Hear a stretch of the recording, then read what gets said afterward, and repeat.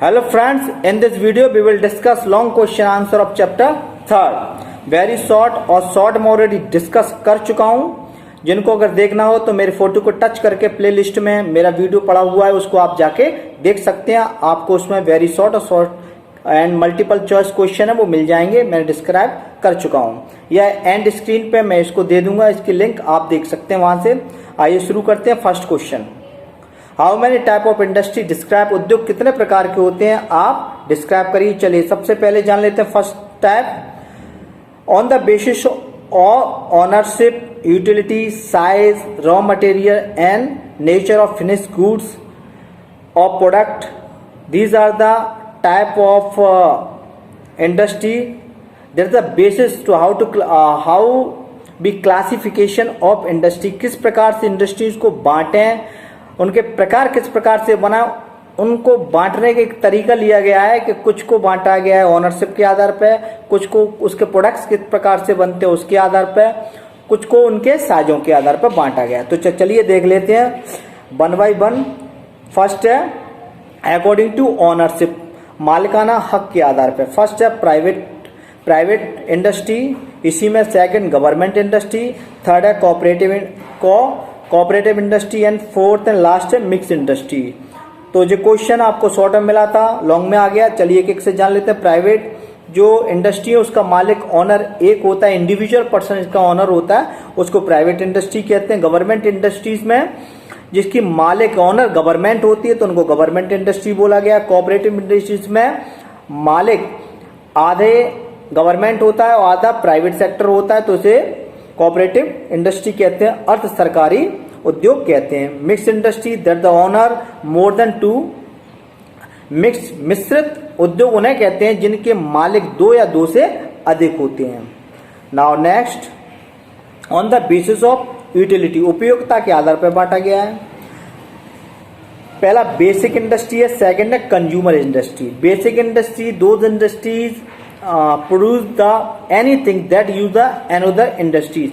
कोई भी वस्तु जो एक फैक्ट्री बनाती है उसी वस्तु का उपयोग दूसरी फैक्ट्री करती है तो पहली वाली फैक्ट्री को बेसिक इंडस्ट्री कहते हैं, उसको आधारभूत उद्योग कहते हैं कि उसका बनाया हुआ माल सीधा कंज्यूमर के हाथ में नहीं जा रहा, सीधा दूसरी फैक्ट्री पे जा रहा है. वो इसको फिर दोबारा मॉडिफाइड करके ऐसा प्रोडक्ट क्रिएट कर देती है जो कंज्यूमर के पास जाता है, तो उसे कंज्यूमर इंडस्ट्रीज कहते हैं. सेकंड, उसको बांटा गया है कंज्यूमर इंडस्ट्रीज को. किस को कंज्यूमर इंडस्ट्री कहते हैं? उपभोक्ता उद्योग किसे कहते हैं? उसमें बनाया हुआ माल सीधा उपभोक्ता के हाथ में जाता है, उसे कंज्यूमर इंडस्ट्रीज कहते हैं. On the basis of size, size के आधार पर, आकार के आधार पर इंडस्ट्रीज को कितने प्रकार से बांटा गया? पहला लार्ज स्केल इंडस्ट्रीज, जिसको इसका जो इन्वेस्टमेंट होता है इस फैक्ट्री को लगाने के लिए लगभग 10 करोड़ या उससे ज्यादा की पूंजी की आवश्यकता होती है, उसे लार्ज स्केल इंडस्ट्री बोला गया है. मीडियम इंडस्ट्री, इनकी पूंजी लगभग 5 to 10 करोड़ के बीच में रहती है, उसे मीडियम इंडस्ट्री बोला गया. और स्मॉल स्केल इंडस्ट्री आप दे सकते हैं 2 crore to approx 2 crore investment होता है, उसमें स्मॉल स्केल इंडस्ट्री आती है. और cottage industry less than 2 crore in may be in lakh, 10 lakh, 50 lakh etcetera. तो जिनकी लागत लाखों में होती है, 10, 20, 50 लाख, उसे कॉटेज इंडस्ट्री या स्मॉल उद्योग कहते हैं, कुटीर उद्योग के नाम से जानते हैं इसको. चलिए next, on the basis of type finishing good, जो वस्तु बनते हैं उसके प्रकार पे, जो वस्तु वो बना रहे हैं वो कैसी है, उसका आकार कैसा, उसके आधार पर बांटा है. Heavy industry and light industry, दो प्रकार की इंडस्ट्री बताई गई. हैवी इंडस्ट्री, इसमें बनने वाला प्रोडक्ट बहुत हैवी होता है, मतलब उसमें जो बनने वाला आर्टिकल है, कोई भी वस्तु है, कोई भी थिंग है, वो बहुत भारी होती है. ट्रैक्टर या एरोप्लेन या ट्रेन के पार्ट्स ऐसी इंडस्ट्री में बनते हैं. लास्ट इंडस्ट्री, लाइट इंडस्ट्रीज के अंदर जो हल्के सामान बनाती है, खिलौने वगैरह बनाती है, वो इस इंडस्ट्रीज के अंदर आती है. Now on the basis of raw material, कच्चे माल के आधार पर इन इंडस्ट्री को बांटा गया. फर्स्ट है एग्रो बेस्ड इंडस्ट्री, जो कृषि पर आधारित होती हैं. मिनरल बेस्ड इंडस्ट्री, जो खनिजों पर आधारित होती हैं. और फॉरेस्ट बेस्ड इंडस्ट्री, जो वनों पर आधारित होती हैं. तो तीनों को अपन नॉर्मल वे में जान लेते हैं कि वो फैक्ट्रियां जिनका कच्चा माल कृषि से प्राप्त होता है उन्हें एग्रो बेस्ड इंडस्ट्री कहते हैं, और वो फैक्ट्री जिनका कच्चा माल मिनरल्स होते हैं, खनिज होते हैं, जिनका कच्चा माल जमीन से खोद के निकाला जाता है, उन्हें मिनरल बेस्ड इंडस्ट्री कहते हैं। और आखिरी है फॉरेस्ट इंडस्ट्री। इट मीन्स वो फैक्ट्री जिनका कच्चा माल हमको जंगलों से प्राप्त होता है, उन्हें फॉरेस्ट इंडस्ट्री कहते हैं। इनके एग्जाम्पल इन्होंने दे दिए, एक एग्जाम्पल है एग्रो बेस्ड इंडस्ट्री में शुगर मिल कह सकते हैं अपन, मिनरल बेस्ड में आयरन स्टील इंडस्ट्री कह सकते हैं, और फॉरेस्ट के अंदर आप पेपर इंडस्ट्रीज को ले सकते हैं। सेकंड क्वेश्चन है, in which 4 area the iron steel industries located and why. 4 क्षेत्र बताइए जिनमें लोहा इस्पात उद्योग स्थापित किए गए हैं, क्यों किए गए हैं।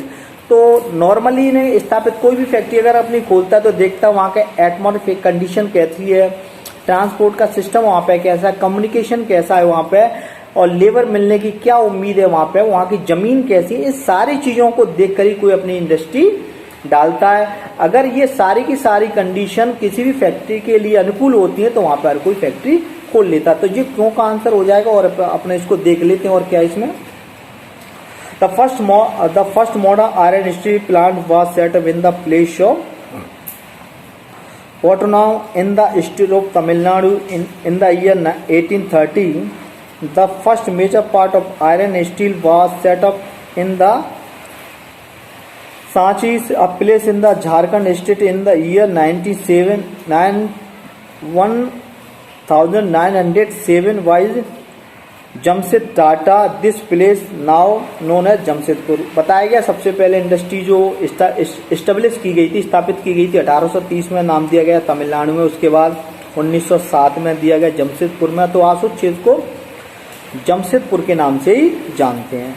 आगे देखते हैं, the iron and steel industry located Jamshedpur known as the Tata iron steel company. उसको और बता दिया गया कि यहाँ पे बोलते हैं इस कंपनी का नाम टाटा आयरन स्टील कंपनी है। The main reason of localization of this industry in this area that the raw material used in this industry are heavy, cheap and full of impurity, due to the which it is the uneconomically to transport heavy raw material. Therefore the production units themselves are set up there. The industries mainly located in 4 region। बताया गया कि क्यों इस क्षेत्र में खोली गई, तो इसमें क्या निकलने वाला माल बहुत हैवी होता है, उसको ट्रांसपोर्ट करने में बहुत ज़्यादा दिक्कत आती है। तो क्या किया, उसी जगह जहां ये कच्चा माल निकलता है वहीं पे फैक्ट्री खोल दी जाती है, जिससे ट्रांसपोर्टेशन की दिक्कत खत्म हो जाती है, लाने ले जाने की हेडक खत्म हो जाती है। इसीलिए ये सारी फेवरेबल कंडीशन देखी जाती है, इसीलिए उन जगह पर ये प्लांट सेटअप किए जाते हैं जो मैंने अभी बताया आपको। चलिए अब वो 4 एरिया बता रहा है कौन कौन से होते हैं। तो एक तो कोल बेल्ट है, जिसमें आपके लिए बुरनपुर है, हीरापुर है, कोटी, ये नाम दिए गए हैं, आप देखते रहना। जी मैं आपको फोटो डाल दिया हूँ, इसमें आप देख लेना। इंडस्ट्री लोकेट आयरन और ओर बेल्ट है, जिसमें कि भिलाई आता है, कन्नड़ का आता है। इसी प्रकार तीसरा है जिसके अंतर्गत जमशेदपुर आता है, और चौथा इसमें दिया गया है Visakhapatnam. Now production of iron and steel, अब कितना प्रोडक्शन होता है उसके बारे में थोड़ा डिस्क्राइब कर रहे हैं वो।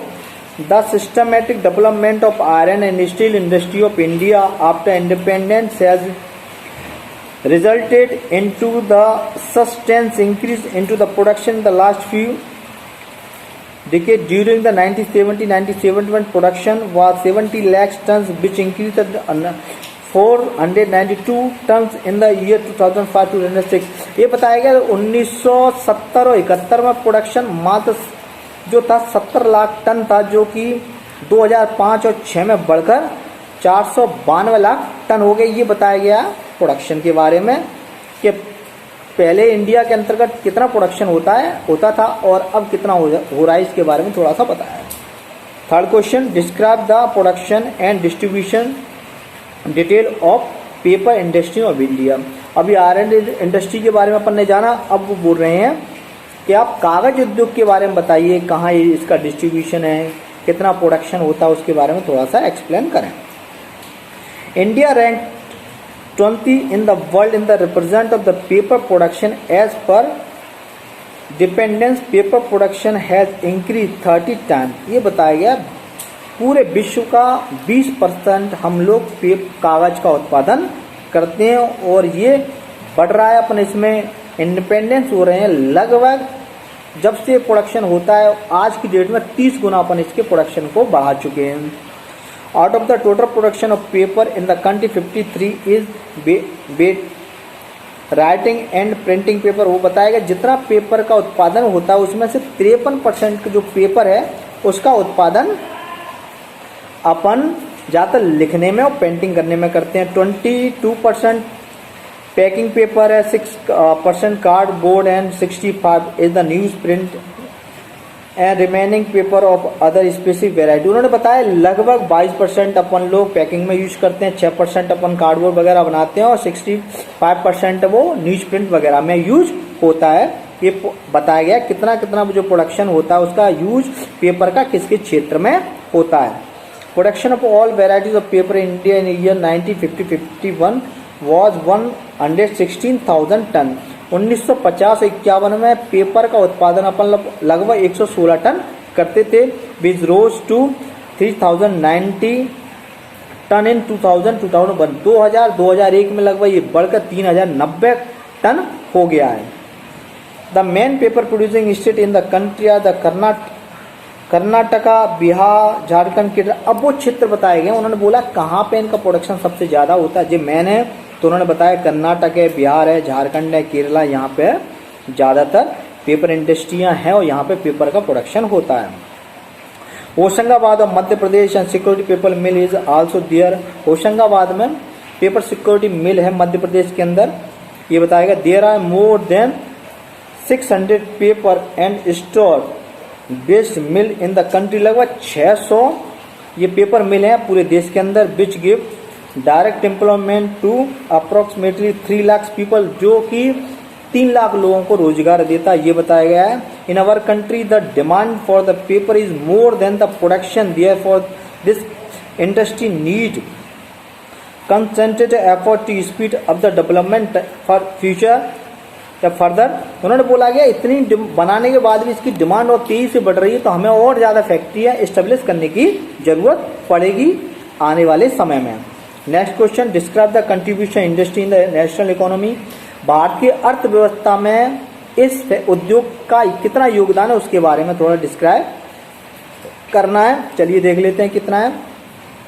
According to industry commission, India was industrial country even before the Christian area. After the independence, the need for industrial development was felt for the economic development of the country. In the year 1950, the National Planning Commission was set up. ये बताया गया 1950 के आसपास एक planning commission बनाया गया जिसमें ये देखेगा कि किस जगह उद्योग खोलने की आवश्यकता है, कहाँ किसकी डिमांड कैसी है, उसके बारे में थोड़ा डिस्क्राइब किया गया कि किस क्षेत्र में उद्योग होने चाहिए, कहाँ इनकी डिमांड जाना है, कौन सा प्रोडक्शन किस क्षेत्र में बनना चाहिए और वहाँ पे किसकी सेलिंग कितनी है। उसके हिसाब से जो प्लानिंग कमीशन है वो देखेगा, स्टडी करेगा और ऑनर को बताया कि आप वहाँ पे जाके खोलें। गवर्नमेंट की तरफ से सर्वे किया जाएगा थ्रू द 5 ईयर प्लान जो गवर्नमेंट की तरफ से होते हैं, पंचवर्षीय योजना, उसमें लिया गया है इसको। For industry development were set, क्यों, उद्योगों के विकास के लिए। Consequently, due to the increasing contribution of the industry in the national development achievement, the following object, उन्होंने बताया कि देश के इकोनॉमी में बहुत सारी तरह से सपोर्ट करते हैं उद्योग। तो जान लेते हैं कौन कौन से, इन्होंने 2-3 बताए हैं कौन कौन से कारण है, क्या क्या करती हैं ये इंडस्ट्री है। Increase in the production due to the industrialization per capita income increase the consequence the standard of living. तो उन्होंने बोला है कि उद्योगों से लोगों की आय बढ़ती है, लोगों का रहन सहन, उनका स्टैंडर्ड बढ़ता है। ये पहला बताया उन्होंने। Increase the employment opportunity and the human resources, उन्होंने बताया। सेकंड उन्होंने बोला है, मेनली उन्होंने बोला है एम्प्लॉयमेंट, रोजगार बढ़ता है। Third, rise the national income capital formation. Third उन्होंने बोला है कि देश की आय भी बढ़ती है, मुद्रा में भी वृद्धि होती है। Due to the increase contribution of industry other constant until the economy wise agriculture, mineral, transportation also progress. उन्होंने बोला उद्योगों से और जो बाकी उद्योग हैं जिसमें एग्रीकल्चर वो भी प्रमोट होते हैं, वो भी बढ़ते हैं। Research institute and the technology also develop. और एक काम किया गया, इससे रिसर्च की संभावनाएं भी बढ़ती हैं। Next question, throw the light on industry pollution, औद्योगिक प्रदूषण के ऊपर प्रकाश डालिए। That the drawback of industry, ये कि इस उद्योग के अंदर बहुत बड़ा ड्रॉबैक है, बहुत बड़ा एक कह सकते हैं एक खामी है। चलिए जान लेते हैं इसके बारे में। उन्होंने बोला प्रकाश डालना है आपको। शुरू करते हैं। The pollution generated by the industry is called the industry pollution. जो प्रदूषण उद्योगों के द्वारा पैदा किया जाता है उन्हें इंडस्ट्री पॉल्यूशन कहते हैं, औद्योगिक प्रदूषण कहते हैं। The industry development has on the one hand played an important role in the developing of economy, while it is the adversely affected the environment and the assuming worst proportion day by day। उन्होंने बताया कि ये industry उद्योग हैं वो हमारे economic के लिए तो बढ़िया है, लेकिन दूसरे हाथ अपन ये कह सकते हैं ये हमारे एनवायरमेंट के लिए बहुत ज़्यादा ही खतरनाक है, घातक है। आगे बोला मैनी टाइप ऑफ पॉल्यूशन, बहुत सारे पॉल्यूशन होते हैं। इसमें इन्होंने 4 प्रकार के पॉल्यूशन को डिस्क्राइब किया, air pollution, water pollution, land pollution and sound pollution. तो मैं सिंपल वे में बता देता हूं। Air pollution, any unwanted change occur in air is called air pollution. कोई भी ऐसा अनवांछित चेंज वायु के अंदर हो जाए that the adversely effect on our human body, जिसका नकारात्मक प्रभाव मनुष्य की इस हेल्थ पर पड़े, तो उसी को पॉल्यूशन कहते हैं। ये पॉल्यूशन जो है इसको अपन इस तरह से कह सकते हैं कि जो इंडस्ट्री होती है उनकी चिमनियों से निकलने वाले धुओं से एयर पॉल्यूट हो जाती है। जो एक रेशियो होता है उसको ये डिस्टर्ब कर देते हैं, इसीलिए एयर पॉल्यूशन हो जाता है। एयर पॉल्यूशन से आप जानते हैं बहुत सारी जो डिसीज क्रिएट हो जाती हैं, लंग्स के अंदर है, बहुत सारी हार्ट के अंदर भी डिसीज क्रिएट हो जाती हैं। नेक्स्ट है वाटर पॉल्यूशन।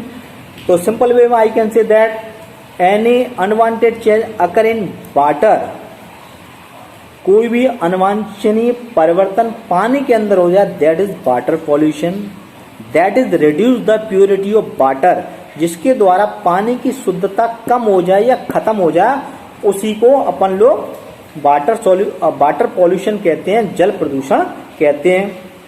तो पानी का उपयोग अपन जो उद्योगों में करते हैं, तो वो गंदा पानी बाहर जब आता है उसको अपन सीधा अगर फैक्ट्रियों में से निकला हुआ पानी सीधा अपन पॉन्ड्स में या नदियों में उसको मिला देते तो नदी का पानी भी गंदा हो जाता है, इसलिए इस प्रकार वाटर पॉल्यूशन होता है।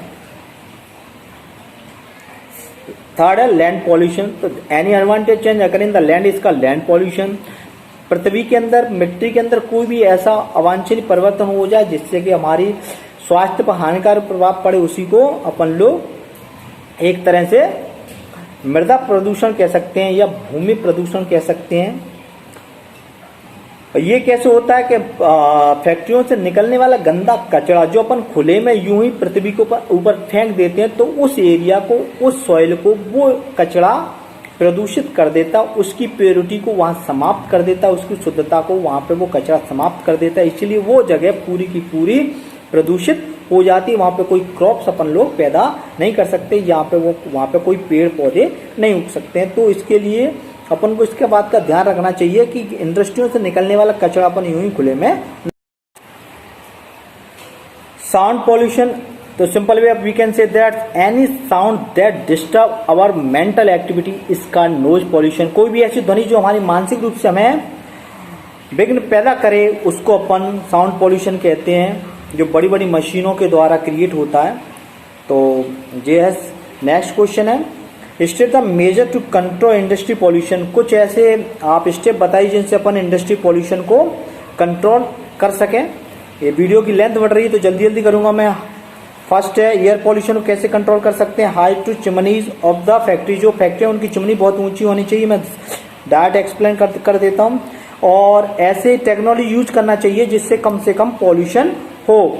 ऐसे डिवाइस, ऐसे इंस्ट्रूमेंट लगाना चाहिए जो कम से कम पॉल्यूट उत्पन्न करते हो। और टाइम पे जो सरकारी ऑडिट होते हैं उन्हें करा लेना चाहिए। वहां पे ग्रीन प्लांटेशन होना चाहिए उस फैक्ट्री के अंतर। ना वाटर पॉल्यूशन को कैसे कंट्रोल कर सकते हैं, तो ये केमिकल इंडस्ट्री के द्वारा ज्यादा होता है। तो अपन को जो खराब पानी होता है, पॉल्यूट वाटर होता है, उसको डायरेक्ट आप पानी जो रिवर वगैरह उसमें ना छोड़ें। बेस्ट जो पानी होता है उसको अपन कोई भी वहीं पे आसपास कोई एक पॉन्ड बना ले, उसके अंदर डाल दिया करें, सीधा किसी के अंदर डायरेक्टली इसको ना छोड़ा करें। पॉन्ड्स वगैरह के अंदर वो अपना खुद का ही होना चाहिए, फैक्ट्री के अंदर ही होना चाहिए वो। Water treatment arrangement should be made the time to setting up of the plant itself, और पानी वहीं प्यूरिफाइड हो जाए ऐसे प्लांट के अंदर टेक्नोलॉजी का यूज करना चाहिए। और प्लांट वगैरह उसमें भी प्लांटेड करने चाहिए, प्लांट वगैरह लगाने चाहिए। और इनका भी समय समय पे, इन इंडस्ट्रियों का भी समय समय पे गवर्नमेंट के द्वारा निरीक्षण होना चाहिए। लैंड पॉल्यूशन को कैसे कंट्रोल किया जा सकता है, ये भी है। अपन सीधे वे में कह सकते हैं कचरा डायरेक्ट खुले में ना फेंके, उनको एक जगह बना लिए, वहां पे उन कचड़े को दबा दिए देना चाहिए।